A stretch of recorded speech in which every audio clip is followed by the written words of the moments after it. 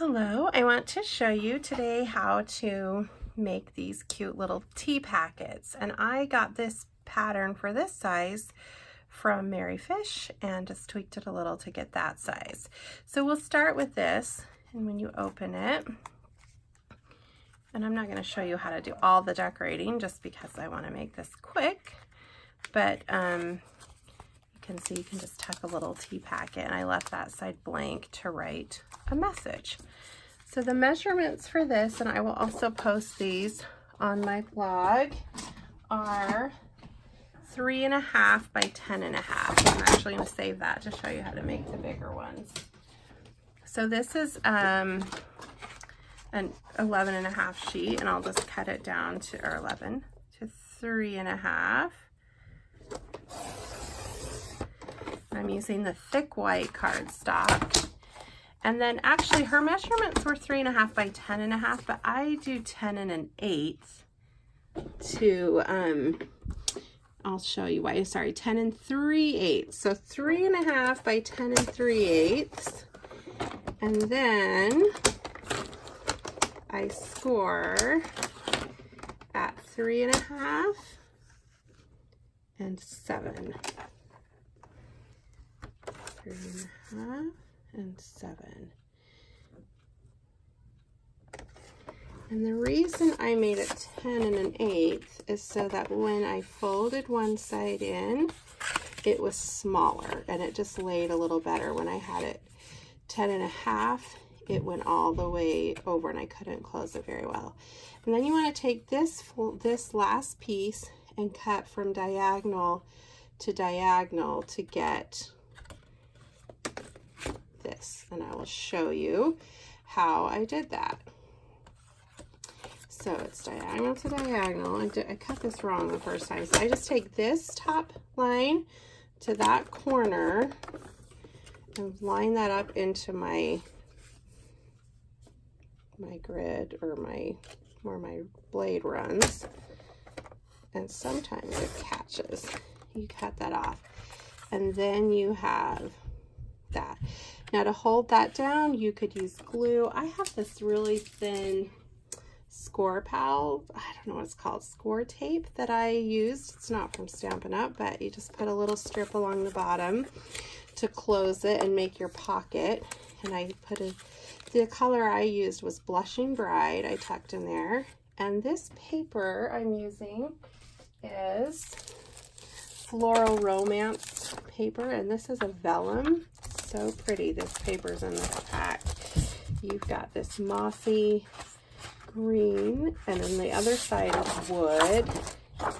And there's the vellums are this paper. I didn't mean to go through this, but I got sidetracked here. This is a really pretty paper I'm going to use on another tea project. And this is not vellum, but it kind of has a vellum look. So really pretty paper in this pack. And to make my diagonal, I just cut a square 3-inch square, and then I cut that on the diagonal. And sometimes it's easier to start in the middle and go to the corners than to start on the corners that can get caught. And then that piece just layered. And I have found if I use Fast Fuse or Tombow Extreme adhesive under vellum, it doesn't show through. If you just do a nice flat layer without any goobers, it does not show through, especially this pattern vellum. And then on the front, I layered the vellum on white and then on pink. If you do it right on pink, then, and the color, official color is Blushing Bride. If you do it right on the Blushing Bride, you can't see all your images as well. It needs that white underneath it. That's a stitched oval framelit, and these little flowers come from the Tea Together set. And I stamped those in Sahara Sand and colored with my light olive and my raspberry blends. I didn't have blends for Blushing Bride, so I just used the ink refill and water, an aqua painter to color that.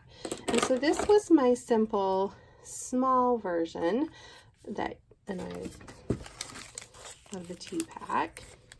And this ribbon is retired, but they have the new variegated petal pink and white ribbon you could use. I was using some I already had. So now, because I wanted to add a gift card, I felt I needed it a little taller. And the nice thing about this size is it just perfectly takes, you can get 2 out of a 8.5 by 11 page.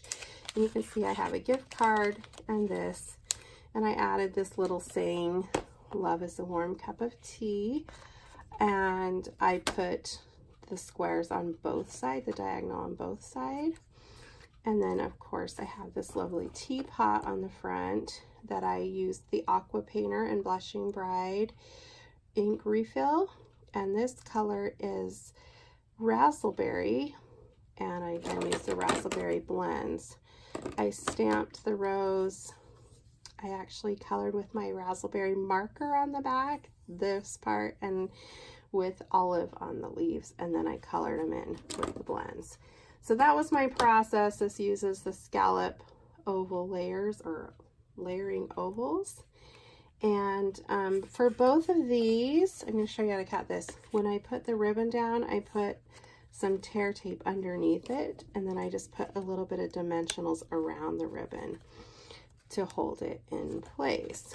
Okay, so let me show you how to cut this one. It's very easy to cut 2 at once. So I would take my paper and just keep it 8.5 by 11, but cut to the 10 1/8 mark. And then I would do my scoring before I cut it in half. That way I get 2 done at once. So I would cut at 3.5, or score, excuse me, at 3.5, and then again at 7. And then I would take that whole sheet and cut it at 4 1/4. And that gives me 2, oh, I think I cut it 10 1/8 instead of 10 3/8. Oops, I keep saying that wrong. Sorry, I'll try to make sure to put a note on that you don't do that. But anyway, if I had not cut that wrong, that would go right almost to the edge, and you would get this. And then you would do the same thing of cutting a diagonal here, or you cut it that way to get it, you cut it that way to get your inside. Anyway, that's how my first little tea packet project is. And if you wanted to make envelopes for these sizes, I use the envelope punch board, and you can just look up whatever size you have. This was the closest one to me for this, was the 3.5 by 4.5. I'm hoping this is making it in the camera. And I had to start with 6 3/4 by 6 3/4 sheet of designer paper. I again used some old retired paper. And then you, I should have done this for you guys, but you've probably seen other videos. Anyway, you can make your envelopes for that one. And then for this card, you could do 3.5 by 3.5 size, but I went with 3.5 by 4 just to give some extra room for my ribbon at the top when it was tied. And these are pretty thick with lots of stuff going on, so I don't know that I would mail it. I think I would just hand it to someone, although my mom is across the country, so I would maybe put it in a padded envelope to send her. Anyway, there's your tea projects.